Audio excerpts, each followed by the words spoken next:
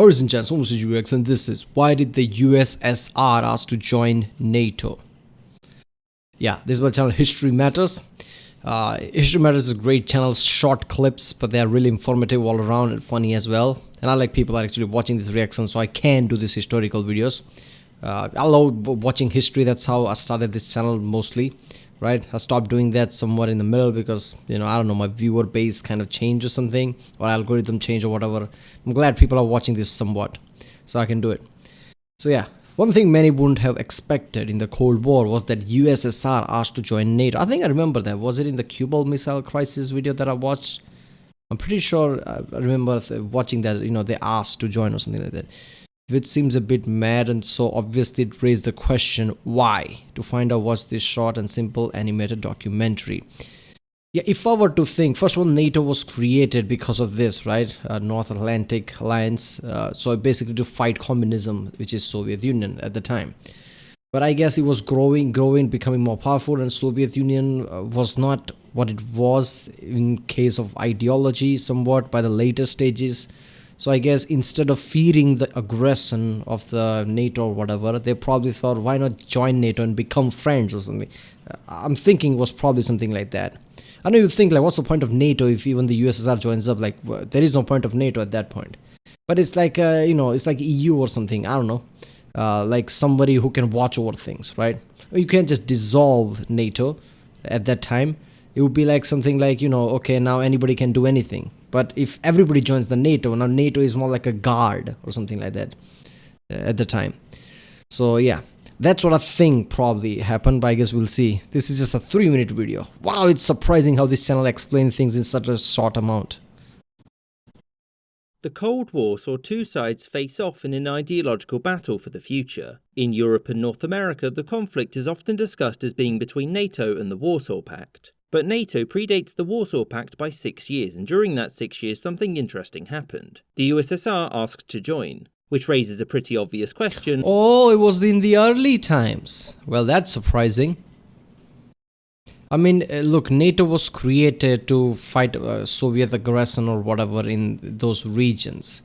But if the USSR wants to join, I mean, why didn't NATO let them join? Wouldn't that have, I guess, stop the Cold War and things like that? If they are the part of NATO, everybody can just basically look at each other, guard each other basically, so there is no friction between them or something like that. I don't know. Why? Why did the USSR want to join NATO? So, in the 4 years prior to the establishment of NATO, the USSR and the Western powers had a pretty rocky relationship. The West was extremely concerned with the Red Army, given that it was absolutely massive, and there were worries in Washington that the USSR may start conquering territory piecemeal and pick off the Western countries one by one. As such, the Western powers founded NATO, the North Atlantic Treaty Organization, to protect themselves from any potential threats in the future. Now, officially, this was a simple defensive alliance that anyone in Europe could be a member of and wasn't aimed specifically at any one nation. Unofficially, though, it was the Communists' a scary club. Now, the Soviets weren't silly, and its leadership was at this point filled with pretty shrewd diplomats who knew what NATO really was. And when Stalin opted to follow in Lenin's footsteps and die, there was a chance for the USSR's foreign policy to pivot.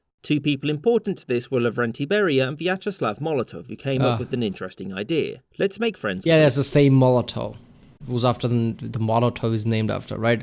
I think it was Finns, basically, in a more jokingly a parody way, named it Molotov by mocking him or something.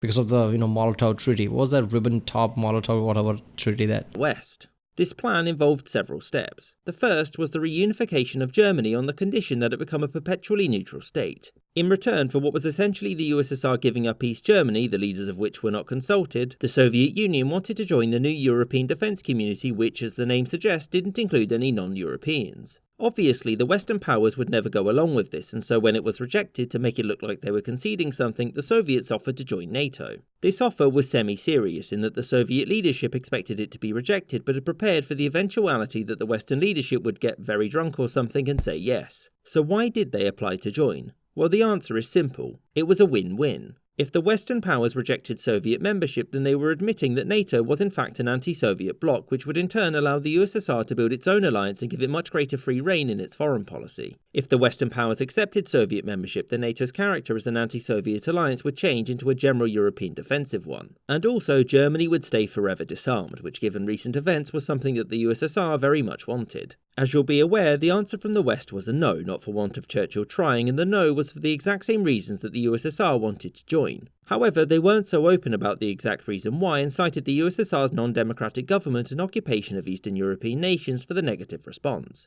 And so, the USSR was now free to act in retaliation and did so. Really? At the time, all the NATO countries were democratic, really? Yeah. I don't get that. I don't get that. That could have solved many things, right? If they had let USSR join the NATO, now it is a European defense, group or whatever.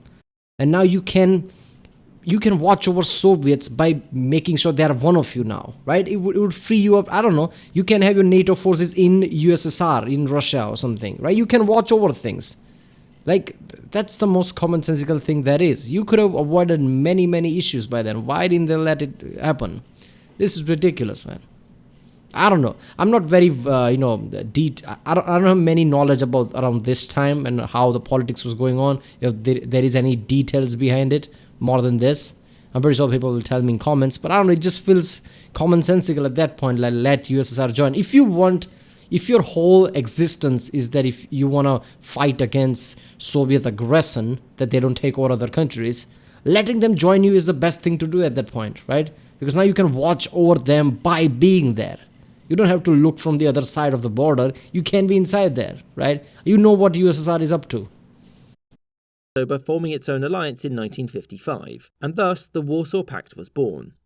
I hope you enjoyed this episode and thank you for watching, with a special thanks to my patrons James Bizanet, Kelly Moneymaker, Rob Waterhouse, Mo, Marvin Cassow, Aaron B, Winston Kaywood, Miss Lee, Anthony Beckett, Robert Wetzel. Yeah, alright. Damn.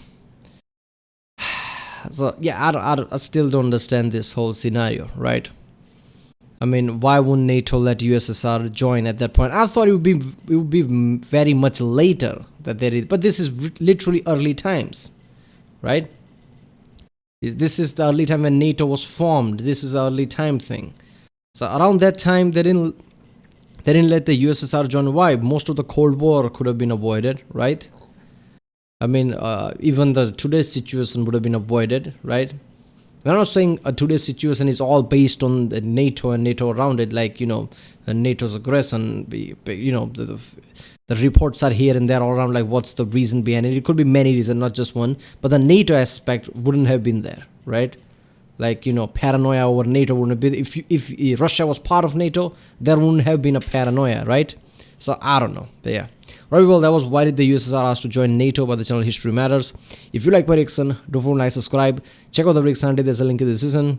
Check out the many playlists I have on my channel, I guess. And yeah, I'll see you next time.